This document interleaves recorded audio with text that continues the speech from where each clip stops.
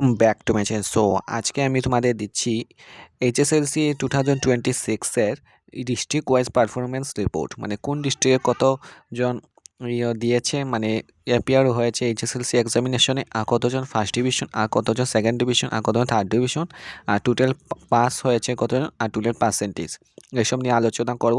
Total তোমাদের আছে 33টা district আসামে, আর আসামে 33টা ডিস্ট্রিক্টের মধ্যে সবচেয়ে নাম্বার ওয়ানকে আমি বলে দেবো। নাম্বার ওয়ান মনে রাখবে ডিমা হাসাও। ডিমা হাসাও হয়েছে, দেখতে পাচ্ছ ডিমা হাসাও।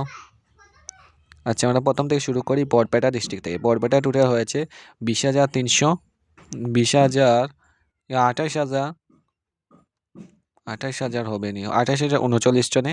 এর ফার্স্ট ডিভিশন হয়েছে 5,075, আর সেকেন্ড ডিভিশন 10,122, থার্ড ডিভিশন 3,256, আর টোটাল পাস হয়েছেন 18,453, আর পাস পার্সেন্টেজ 65.82%। এরপরে বঙ্গাইগাঁও হবে 10,000, টোটাল এপিয়ার হয়েছে 10,166, 1,230, 332, 1,032, 2,598, 1,386, 5,116 জনে অ্যাপিয়ার হয়েছে, পাস হয়েছেন। টোটাল 49.62%।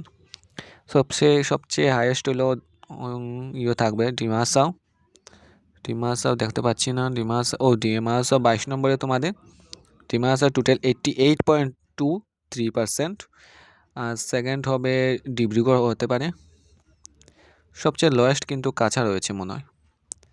কাছাড়ে কত পার্সেন্টেজ? 49.13%।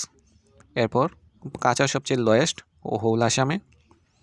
গতবার শ্রীভূমি হয়েছিল লোয়েস্ট, এবার শ্রীভূমি ভালো পারফরমেন্স করেছে, এবার করেছে 66.26%। সো দেখতে পাচ্ছ ডিমা হাসাও, শিমদালগুড়ি, বিশ্বনাথ।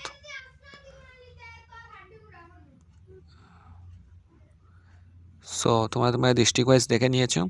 সো আজকে এটুকুই নিয়ে আসবো তোমাদের নিউ ভিডিও। সবাই